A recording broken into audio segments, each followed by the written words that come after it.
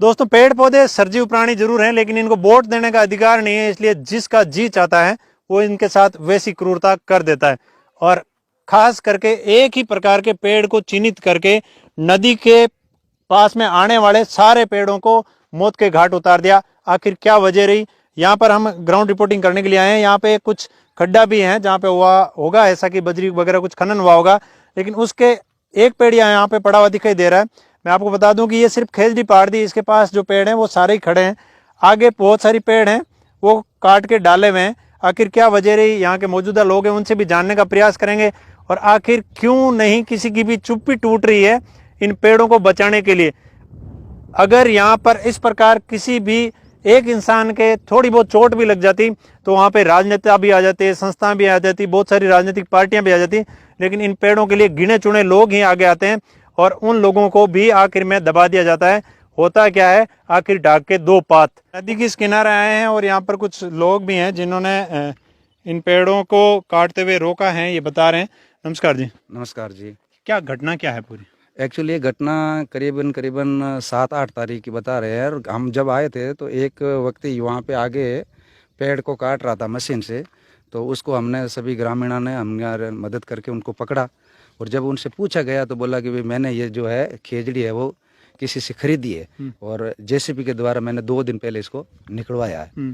तो ये घटना उस दिन की है। और उसके बाद में हमने एसडीएम को, तहसीलदार को, सबको मौके पर बुलाया और उस व्यक्ति को भी पटवारी को हवाले कराया कि भाई ये जो व्यक्ति है इसको पकड़े और इसका पूरा राजफास होना चाहिए कि इसके पीछे कौन गिरो है। कम से कम सैकड़ों ये खेजड़ी के पेड़ है वो धराशायी कर दिए गए, सिर्फ खेजड़ी के पेड़। बाकी झाड़ियां पूरी खड़ी? हाँ, झाड़ी खड़ी है। और कोई अगर मान लो इस पेड़ के पास में कोई आ गया उसको उखाड़ दे वो अलग बात है, मगर जानबूझ के ये खेजड़ी के पेड़ कोई निकाला है। तो इसीलिए हम तो पर्यावरण प्रेमी जितने भी है वो आंदोलन कर ही रहे हैं कि भाई इसका राज खुलना चाहिए, इसके पीछे कौन लोग है। और ये इस प्रकार से अगर सरकारी जमीन है ये कोई किसी की खातेदारी की नहीं है। वैसे खातेदारी में भी होता है तो भी खेजड़ी उखाड़ना गैर कानूनी है। तो उसको लेकर हम आंदोलन कर रहे हैं। अब ये कितनी दूर तक खेजड़ियाँ उखड़ी हुई है? ये बहुत दूर तक है। हमने मतलब फिर गिनाना चाहा, भाई तहसीलदार ने बोला कि आप जो मौका फर्द बनाएंगे हमको काउंट करो कितनी है। पहले तो हम कह रहे थे भाई 150 है, 200 है, अंदाजा नहीं था। जब गिनी गई तो कम से कम 80 खेजड़ी जो मौके पर पड़ी है। और जब पहले कोई काट के ले गया कर गया, ये जैसे खड्डे वड्डे हैं तो हो सकता है कि यहाँ पर और भी लोग इनको काट के 1-1, 2-2 को ले गए होंगे, वो तो पता चला नहीं। ये जब बड़ी खेजड़ियाँ, जब इस ग्रामीण यहाँ से कोई निकल रहा था तब उसको ये पता लगा कि भाई इतनी क्या खेजड़ियाँ पाड़ दी। तब ये मामला आगे बढ़ा और फिर हमको सूचना मिली, हम सभी आए और देखा तो एक व्यक्ति यहाँ पे आगे वो मशीन जो होती है ना काटने वाली, उससे काट रहा था। उसको पकड़ा और उसको पूछा कि भाई तू ये क्यों कर रहा है? तो बोला कि मैंने तो ये खेजड़ी जो है खरीदी है और इसलिए मैं काट के ले जा रहा हूँ।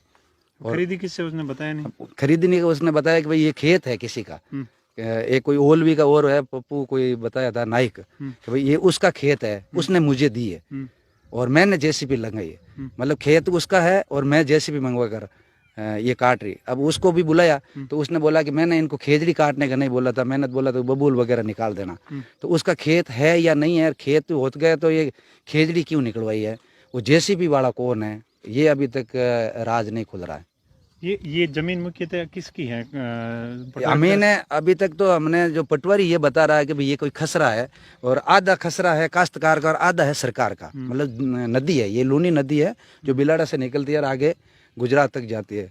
तो आधा खसरा बता रहा है कि सरकार का है और आधा खसरा जो है वो कोई काश्तकार का है।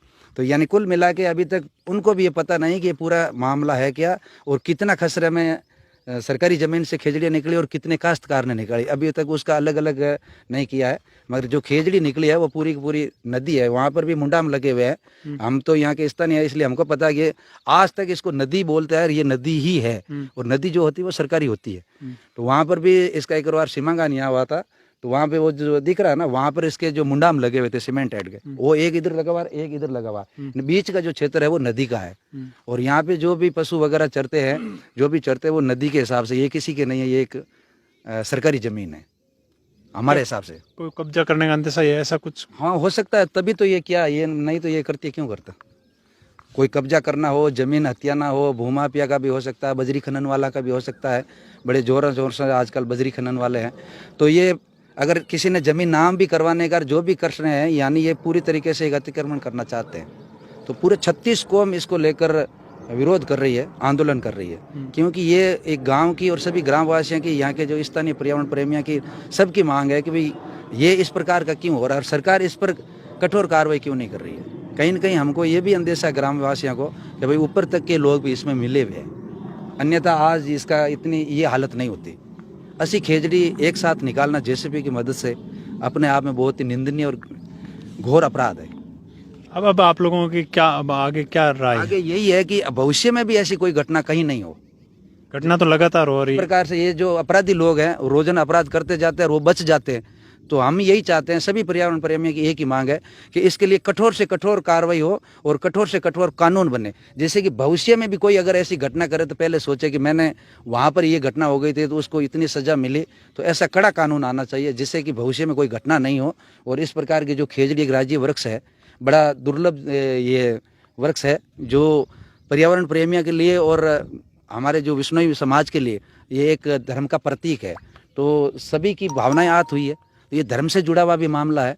तो मेरा कहने का तो मतलब इतना ही है कि भविष्य में कभी ये घटना नहीं हो, इसलिए हम आर पार की लड़ाई लड़ेंगे। हम ये पर्यावरण प्रेमियों की सबकी एक ही मांग है कि हम इस आंदोलन को आर पार की लड़ाई लड़ेंगे। इस आंदोलन ही ये जड़ है। अब इस आंदोलन से आगे हम कोई आंदोलन नहीं करेंगे, न धरना प्रदर्शन करेंगे। ये हमारी सबकी मांग रहेगी कि इसको न्याय मिले और इसको पूर्ण विराम लगने के लिए सरकार को खुद को आगे आना पड़ेगा। आम लोगों को ये बताएंगे, देखो किस प्रकार से जो सरकार है हमारे साथ में खेल खेल रही है। हम आम आदमी को जगाएंगे, यही करेंगे और क्या कर सकते हैं। आम आदमी को जगाएंगे। और आए दिन नित्य प्रतिदिन ऐसी घटनाएं होती है और बहुत कम लोग हैं जो कभी भूले बिसरे आ जाते हैं। बहुत सारी घटनाएं होती, क्योंकि ना तो जनता का पर्यावरण के प्रति कोई रुझान है, नहीं जनता का पर्यावरण के प्रति, पर्यावरण के मुद्दों के प्रति लोगों का उसको महत्व नहीं समझती, ना ही उसको कोई खास सपोर्ट मिलता जो पर्यावरण के प्रति बात करता है। उसको कभी जाति से जोड़ के देखा जाता है या उसको राजनीतिक रंग देके उस मुद्दे को फ्लॉप कर दिया जाता है, या फिर सरकारी मुलाजिम पता नहीं किन कारणों की वजह से वो एक ठोस कदम नहीं उठा पाते और आखिर में लिपापोती होके कई मुद्दों पर मैं खुद भी गया हूँ धरातल पे, और आखिर में फ्लॉप हो जाते हैं। वो कभी भी ठोस निर्णय तक नहीं पहुंचे। पर्यावरण संरक्षण का लचर कानून है जिसके चलते पर्यावरण को नष्ट करने वाले लोग हमेशा आज़ाद और इसी प्रकार रोजाना करते जाते हैं।